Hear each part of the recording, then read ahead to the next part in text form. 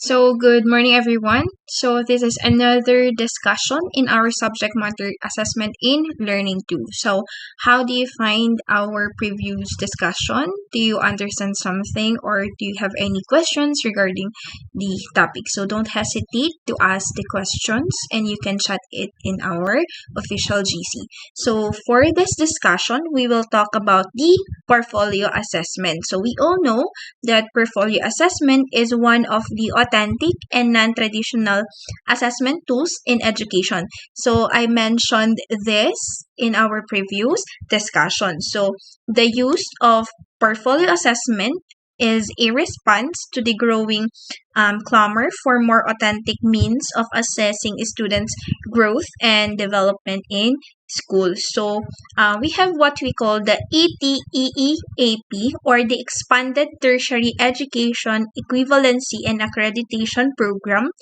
of the Commission on Higher Education, is one of the example of the program that calls for a comprehensive educational assessment program at the tertiary levels that recognizes, accredits, and gives equivalencies to knowledge, skills, attitudes, and values gained by individuals from relevant work. So the beneficiaries of this program must be able to show off proficiency, capability, and true knowledge in the field applied for equivalency. So the assessment with the use of portfolio is a reliable way to assess proficiency. So in line with this, let us define what is portfolio assessment. So the word portfolio comes from the word portare. Let me just get the highlighter. Comes from the word portare, which means carry, and folio means sheet of paper. So for example, or imagine a lawyer going to a court carrying his portfolio. So that is the example. So the lawyer's portfolio contains a lot of documents, but a portfolio in a portfolio assessment is more than a collection of documents. So it is a systematic and organized collection of students' work that demonstrate the students' skills and accomplishments. So, take note that the portfolio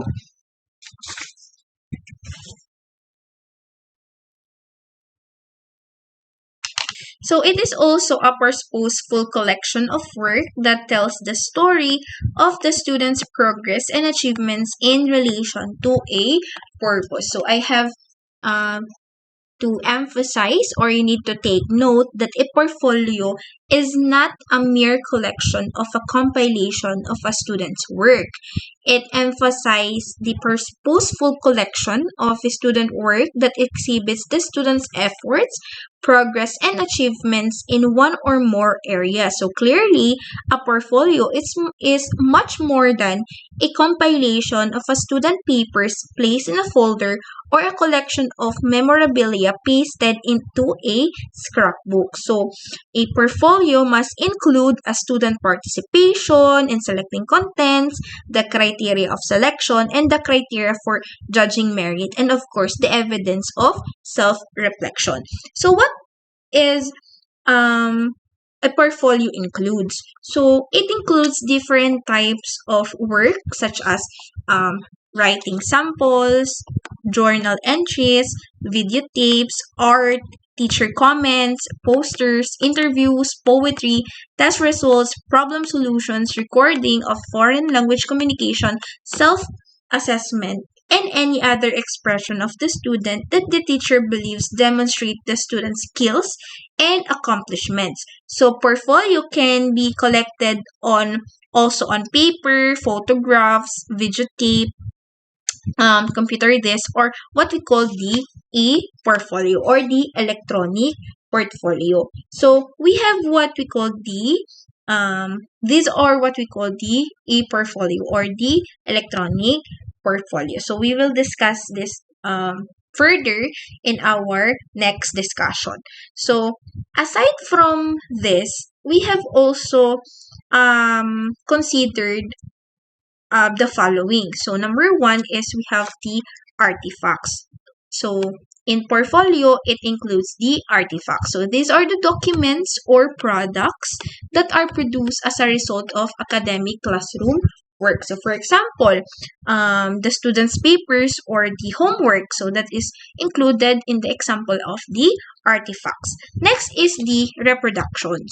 So when we say reproductions, these are documentation of a student's work outside the classroom. So for example, special projects like capstone for the this is usually conducted by the IT students, and a student's description of an interview with the chairman or the uh, municipal mayor, municipal council. So those are the examples of reproduction. So always remember, when we say reproduction, this is happened or this is conducted outside the classroom, while on the artifacts, this is the result of the academic classroom work. So meaning this is inside the classroom. Next is the attestations. So these are the teachers or the other responsible persons documentation to attest progress. So for example, you may write evaluative notes about a student's oral defense of a research paper and place them in the student's portfolio. So that is the attestation. So you need, this is, always remember that this is the person's documentation. So we have also the what we call the productions. So these are the documents that students himself herself prepares. So this includes the goal assessment, which is you have to ask yourself during this um, process is, what does the student want to do with his or her portfolio? So this is the goal assessment. It seems like it is the objective of your work. Next is the reflection. So what are the student's reflections about his or her work? And then the captions. So these are the student's description and explanation of each piece of work contained in the portfolio. So these are the types of the portfolio. So we have the artifacts, reproductions, attestations, and production. So aside from these writing samples, journals, and etc., it includes also these four types. Next, let's discuss the types of portfolio. So there are several types of portfolio, and each type has a distinct function. So number one is we have the assessment. So when we say assessment, as the name implies, this is intended to document what a student has learned based on the intended learning outcomes. So the results of an assessment portfolio informs both the classroom teacher and the student the extent to which the intended learning outcomes have been attained. Next is we have the developmental or growth. So when we say developmental or growth, it consists of the student's work over an extended time frame to reveal the student's progress in meeting learning targets. So the developmental or growth portfolios provide concrete evidence on how much a student has changed or developed over time. So to see how much, for example, a kindergarten pupil has improved in his skill in writing his or her name. So for example, is one needs to compare his written name from the beginning of the school year with the middle and at the end of the school year. So obviously, the growth portfolios serve both students and teachers.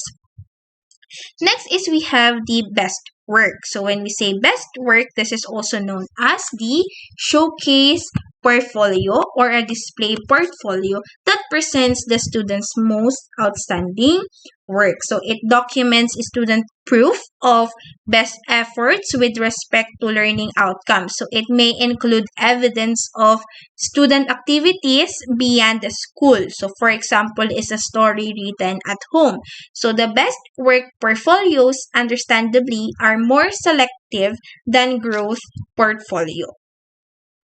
In a display or in a best work or showcase portfolio, it may be maintained from year to year with new pieces added each year. So, in order to document growth over time. So, these showcase portfolios are very useful for parent-teacher conferences, students' future teachers, admission in college, and even in future job application to supplement other information. So, to sum it up, the assessment portfolio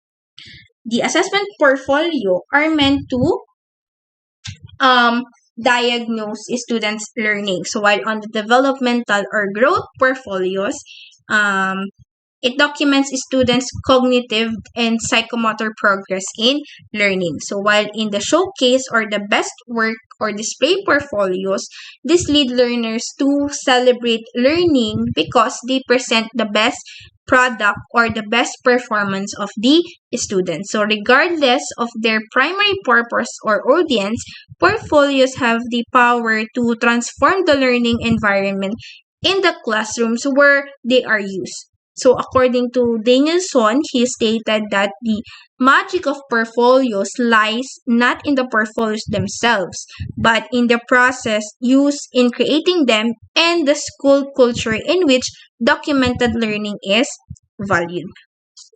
So after the types of portfolio, we have also here the essential elements of a portfolio. So number one is we have the cover letter. So the cover letter talks about the author. So it also includes here the what portfolio shows about the progress of the learner. So it may be written at the end, but sometimes it is located at the beginning. So the cover letter summarizes the evidence of the students' learning and progress. So I want you to remember when you see cover letter, it summarizes the evidence of the students' learning and progress. So next is we have the table of contents. So as you can see, or I know you are familiar with the table of contents, it contains the content of your paper and with the number pages where your content located. Next is the entries. So when we say entries, this is the both core. So for example, the item students have to include and the optional. So this, when we say optional, this is the items of the student's choice. So the core elements will be required for each student and will provide a common base from which to make a decisions on assessment. While on the optional items, this will allow the folder to represent the uniqueness of each student. So the students can choose to include best pieces of work, but also a piece of work which gave trouble or one that was less successful and give reasons why. Next is we have the date of entries. So the date of entries, you have to include all the dates of your entries in your portfolio to facilitate the proof of growth over time. Next is the drafts of the oral and written products and revised version. So for example is the first product or the first drafts and the corrected and the revised version. So you have to document all those revisions, all those changes. Next is we have the reflections. So this is the last essential elements of the portfolio assessments. In reflection, it can appear here at different stages in the learning process. For example, for formative or summative progress, and at the lower levels can be written in the mother tongue or by students who find it difficult to express themselves in English. So for each item, a brief rationale for choosing the item should be included. So this can relate to students' performance, to their feelings regarding their progress, and or themselves as learners. So the students also can choose to reflect upon some of all the following. So we have here questions that you may use when writing your reflections. So these are the what did I learn from it? What did I do well? Why did I choose this item? What do I want to improve in the item? And how do I feel about my performance? And what were the problem areas? So we have also here the stages in implementing portfolio assessment effectively. So these are the following. Number one is the identifying learning outcomes to assess through portfolio. So the usual first step or organizing portfolio assessment is to establish the learning outcomes. So it is very important at this stage to be very clear about what the students are expected to demonstrate at the end of a lesson or a discussion or in a chapter. So these learning outcomes will guide the selection and assessment of the students' work for the portfolio. Stage 2 is introducing the idea of portfolio assessment to your class. So you have to explain what portfolio assessment is for the students and show them examples. In the stage 3, a specification of portfolio content, you have to specify what and how much to be included in the portfolio. In stage 4, giving clear and detailed guidelines for portfolio presentation. So, in this stage, we we we will encounter that there is a tendency for students to present as many evidence of learning as they can when left on their own. So the teacher must therefore set clear guidelines and detailed information on how the portfolio will be presented. So you have to explain the need for clear and attractive presentation, the dated drafts, the attached reflections or comment cards, and also the teacher should explain how the portfolio will be graded and when it needs to be ready.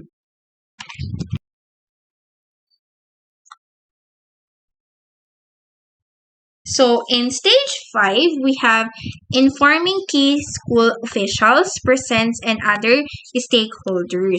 So do not attempt to use portfolio assessment method without notifying your department head, the dean, or the principal. So this will serve as a precaution in case students will later complain about your new assessment procedures. You have to inform the school when you are using the portfolio assessment. Next is stage 6. This is that's the last stage in implementing portfolio effectively. This is the development of the portfolio. So both students and teacher need to support and the encouragement at this stage in the process of the portfolio development. So the students particularly should get this from an understanding and the patient teacher. So there are essential questions for the teachers that can use to guide the students in reflections and self-assessment. So some of these are the what did I learn from the activity? So another question is which is my best phase? So finally, since portfolios are essentially done by the students outside of the regular class time, so we need to ensure that indeed the portfolio represents the students' work and accomplishment. So in order to do this, you have to require or give some items be done completely in class. So you may also decide to have a test, so preferably with corrected version, included as a core item together with the reflection on what the student learned from doing the test and revising it. So furthermore, you may ask the students to explain in their reflections to who helped them to improve their work, so and what they learned from revising their work. So that's all for today's discussion, and that's all about the portfolio assessment. So I hope you learned something for our today's discussion. So this is the activity for this lesson.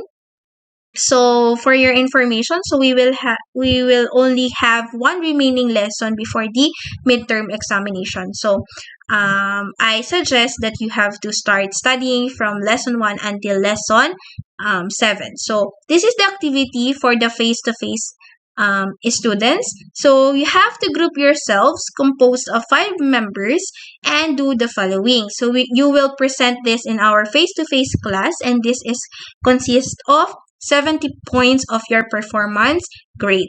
So this is the activity.